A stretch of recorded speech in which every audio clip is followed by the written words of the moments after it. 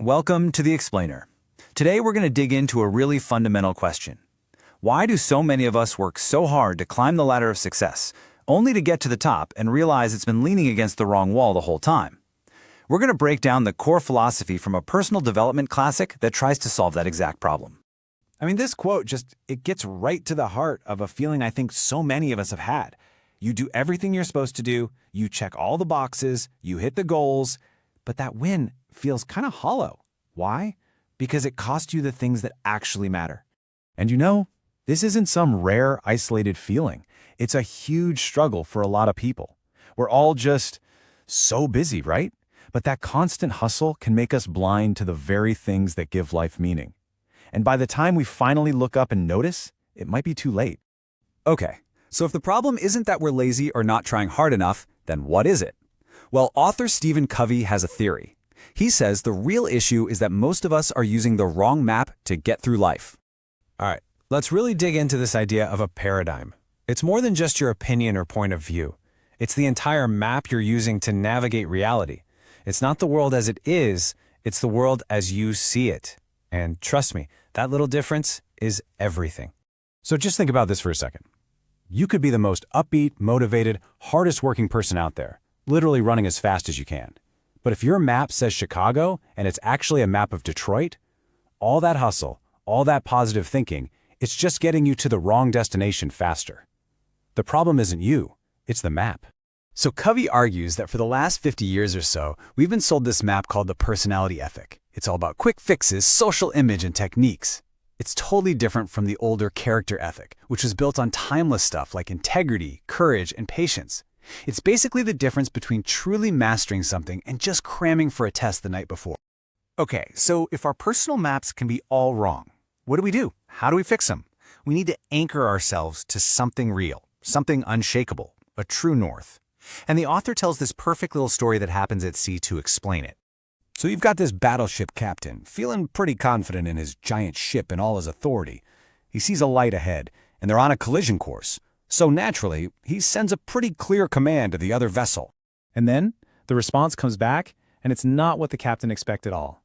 The other party tells the massive battleship that it should be the one to change course.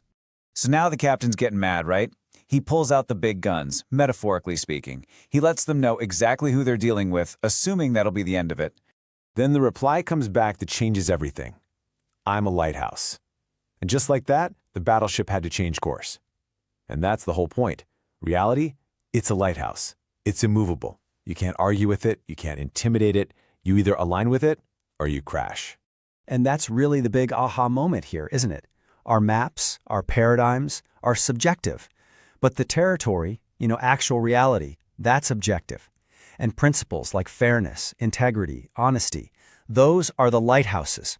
They're the fixed, undeniable points we can use to fix our maps and find our way. All right, so we've got our guide, these principles, but how do we actually start using them in our lives? Well, it all starts with this first huge shift in thinking, realizing that we have the power to choose how we respond to things.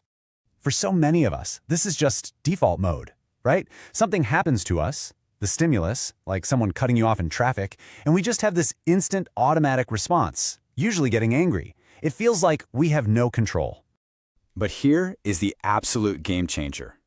Between what happens to us, the stimulus, and how we react, the response, there's a gap, a little space. And inside that space, well, that's where everything important lives.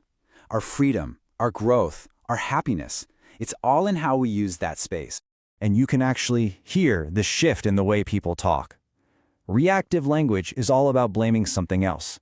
He makes me so mad. It gives all your power away. But proactive language takes ownership. I control my own feelings.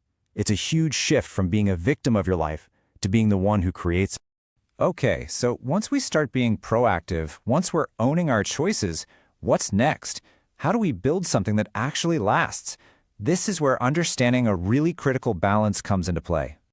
There's this story that just perfectly nails the danger of only thinking about the short-term win, the golden eggs. A restaurant owner starts watering down his amazing clam chowder to cut costs. For a month, profits shoot up, but pretty soon customers realize it's not good anymore, and they stop coming. He got a few extra golden eggs, but he killed the goose. And this story brings us to what's really a fundamental law of effectiveness, the P/PC balance. P is for production, the golden eggs, the results you want. PC is for production capability, the goose, the thing that produces those results. If you only focus on one, you'll eventually lose both. When you really boil it down, this is what true effectiveness is all about. You can't just keep chasing the golden eggs, the quick wins, the immediate profits. You have to take care of the goose that lays them. And that goose is your health, your relationships, your skills, your equipment. You neglect the goose, and I promise you, the golden eggs will dry up. So, where does all of this leave us? Well, this isn't some kind of checklist you finish and then you're suddenly effective. It's the foundation for a whole new way of looking at life, a path of constant, continuous growth.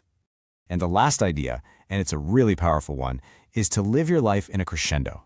It's this belief that your most important contributions, your best work, is always ahead of you. It's about throwing out that whole idea that we're supposed to peak and then just decline. Instead, you embrace an upward spiral of learning and contributing, right to the very end. So that's where we'll leave things. True effectiveness isn't about just working harder. It's about making sure you have the right map, one that's aligned with reality, guided by your own choices, and built for the long haul. So the final question isn't just about what you're going to achieve, but what kind of crescendo will you compose for your life?